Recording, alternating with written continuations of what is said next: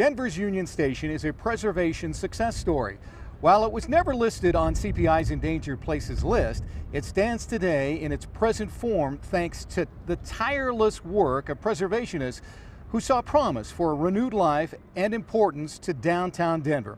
The hotel, restaurants, and shops send a welcoming greeting to travelers passing through what has become a bustling transportation hub for the state.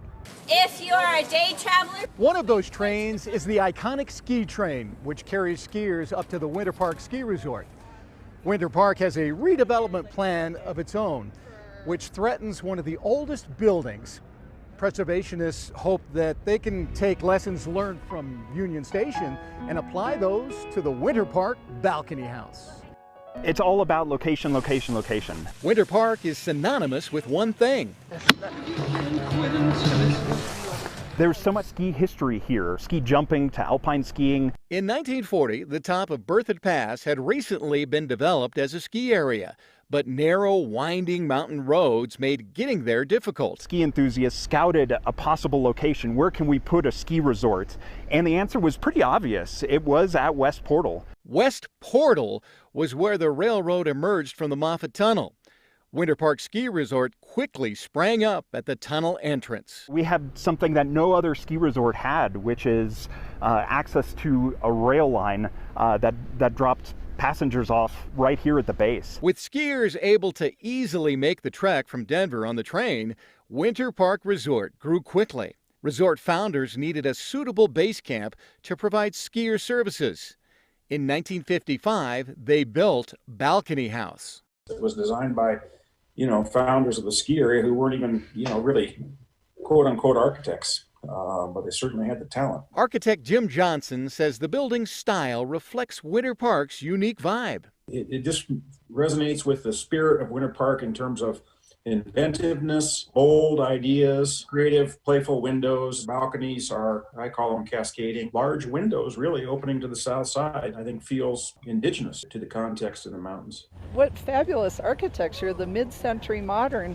The Balcony House has been the anchor for everything that's gone on. Janet Engel and Wendy Christensen grew up right next door. This was our front yard. We grew up playing around, learning how to ski. Our parents owned the ski shop and the ski school here. It was built the year that Janet was born. The building's designers relied on their father for advice while designing Balcony House. He grew up in a plumbing family, so Steve Bradley, talked to Dad about wherefores on how to do some of the plumbing. The Balcony House served many roles over the years. Ticket booth, it was the cafeteria. The place to go in the morning was the coffee and tea market. Our parents at one time owned a soap company, and it was also down where the men's bathrooms are now. It became the daycare center. So many reincarnations and reinventions have happened to it.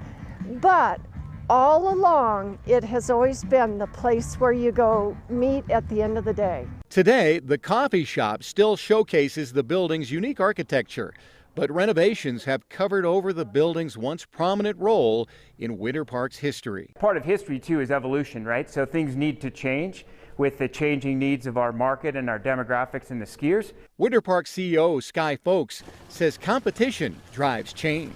What's core to our DNA, we need to keep, but when we think about services and facilities, it needs to evolve with the customer base.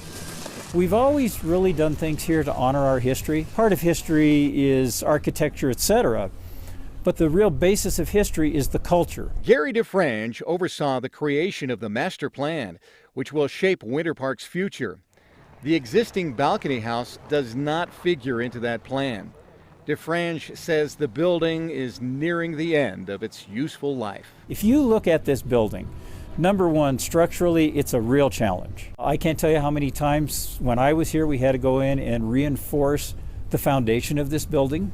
The building itself just does not function or accommodate what we need to do to take care of skiers and visitors and their families and riders year-round. He says the plans pay tribute to the history of the site. There's a way to rebuild this building, and there's a way to maintain the history and show that we're respecting the history, not only of the building, but of Steve Bradley, who was the guy that built it. Those wanting to save the building see things differently. There's really no bad time to save a classic building. Jim Johnson worked on the renovation of Denver's Union Station. He sees the same potential in Balcony House, mixing the old with new construction behind it.